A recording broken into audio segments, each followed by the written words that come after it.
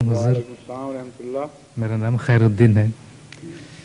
बारूस आपकी कौम है या क्या है? जी हजूर, बरूस से हमारा कौम का है, खानदानी नाम है खानदानी या नाम, कौमी नाम? खानदानी नाम। खानदानी नाम। इसका मतलब है कुछ या यूं ही बस नाम ही है? नहीं, असल में इसका भी मतलब है। है जी है। क्या?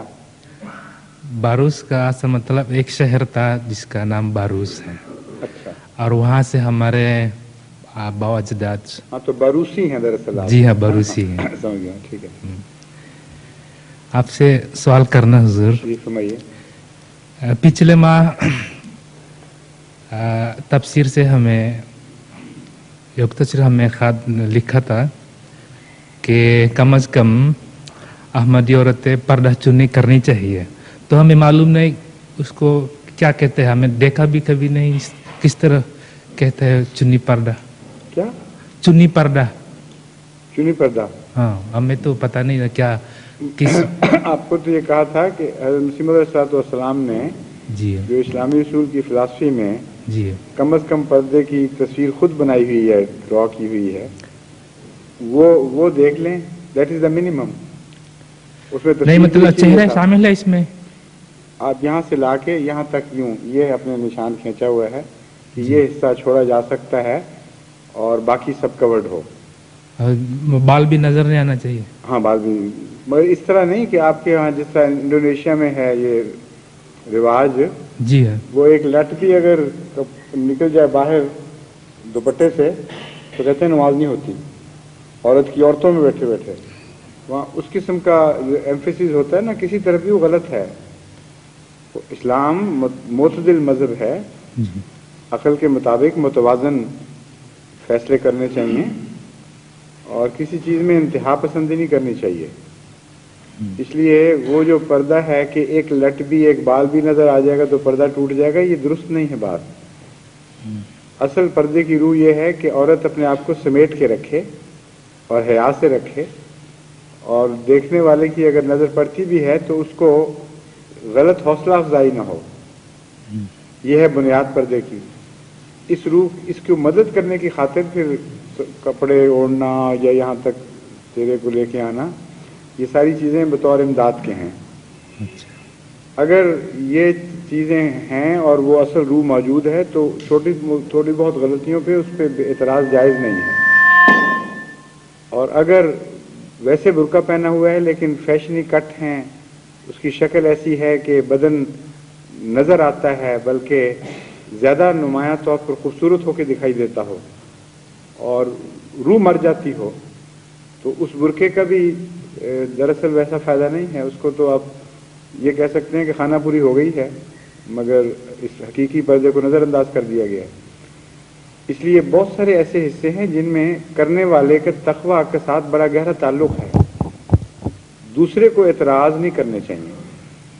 ये जो मैंने बातें बता रहा हूँ आपको, जी ये इसलिए नहीं बता रहा कि जो शख्स देखे कि किसी के पर्दे का कट ख़राब है या बुरके के, तो वो उठ के उंगली उठानी शुरू कर दे कि फ़लाँ इस तरह करता है, फ़लाँ इस तरह करता है। ये एतराज़ की खातिर नहीं मैं बहाने बता रहा, ये बता रहा हूँ कि जिसने पहनना है वो इन बातों को मलहूज़ रखे, जिसने पर्दा करना है वो मलहूज़ रखे, वरना इनफरादी मामलात में दखल अंदाजियाँ इस किस्म की फितना पैदा करती हैं और बजाय इसके कि फ़ायदा पहुँचे और नुकसान हो जाता है।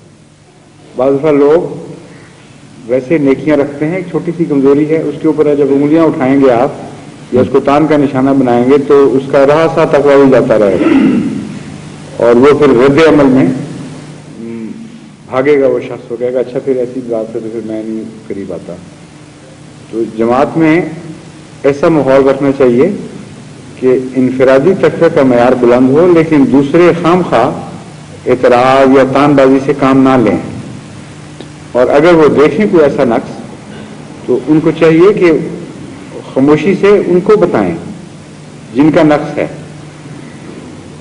मसलन मैंने एक दफ़ा खुतबे में मज़मून बयान किया था कि हज़रत रसूल अकरम सल्लल्लाहु अलैहि वसल्लम ने एक बहुत ही अच्छा आईना हमें दिखा दिया है, और वो आईना ये है कि मोमिन दूसरे मोमिन का आईना होता है। अब आईना बाज़ खुसूसियात रखता है। आपने आईना देखा آپ چھوڑ کے چلے گئے, جب میں نے دیکھا تو آپ کی تصویر کوئی نظر نہیں آئے گی مجھے اس میں, اس طرح بھول جائے گا جس طرح کوئی واقعہ نہیں ہوا تھا. اور اگر میں اٹھا کے دیکھوں تو آپ کے نقائص نظر آنے شروع ہو جائیں اور خوبیاں نہ نظر آئیں, تو وہ آئینہ کیا ہوا, وہ توڑنے کے لائق چیز ہوئی. تو بعض لوگ یہ حرکتیں کرتے ہیں کہ مومن بھائی کو, اپنے بھائی کو دیکھتے ہیں اور اس کا عکس محفوظ رکھتے ہیں صرف برائیوں میں, اور پھر جب دوسرا ملتا ہے ان سے تو اس کو بتاتے ہیں کہ فلاں جو بھائی ہم نے دیکھا تھا اس میں یہ برائیاں ہیں.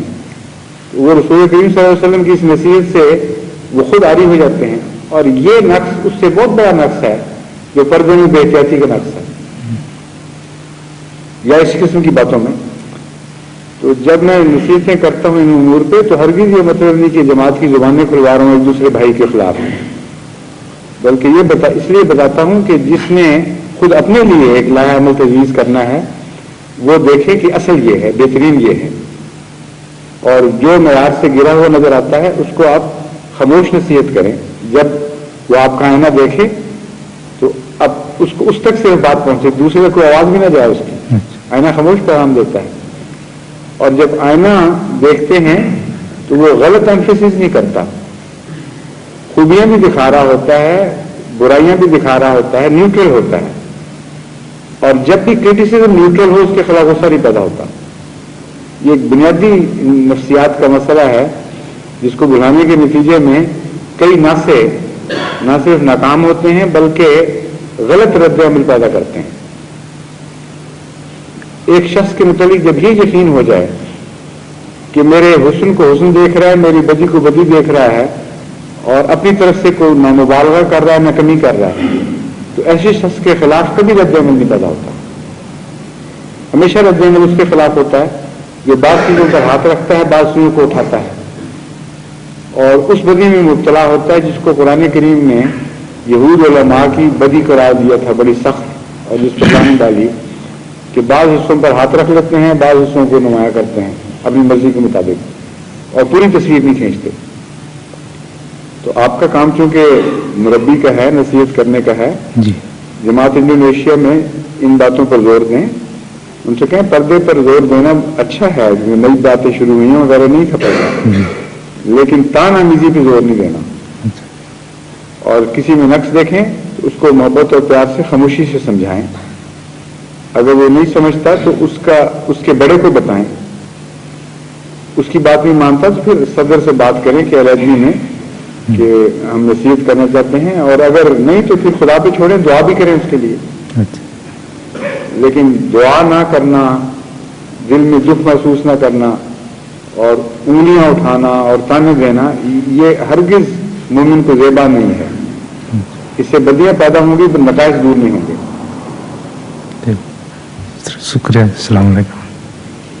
فرمائیے آپ.